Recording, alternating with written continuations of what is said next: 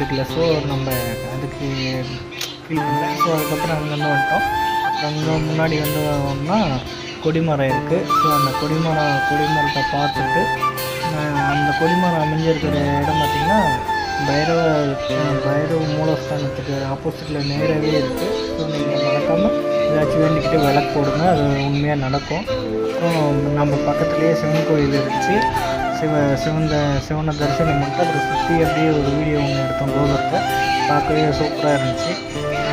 அங்கேருந்து அப்புறம் முன்னாடி வந்தோம். அப்புறம் நீங்கள் பார்க்குறது பைரவரோட மூலஸ்தானம். ஸோ நம்ம பைரவ சாமியை கால பைரவரை பார்க்கணுன்ட்டு வந்துட்டோம். அப்புறம் அங்கே பார்த்திங்கன்னா உள்ளார கொஞ்சம் பூஜைக்கான ஏற்பாடெல்லாம் நடந்துகிட்டு இருந்துச்சு. ஸோ நாங்கள் பைரவ சாமி தரிசனம் பண்ணிவிட்டு அதுக்கப்புறம் பேக் சைடில் வரணும்.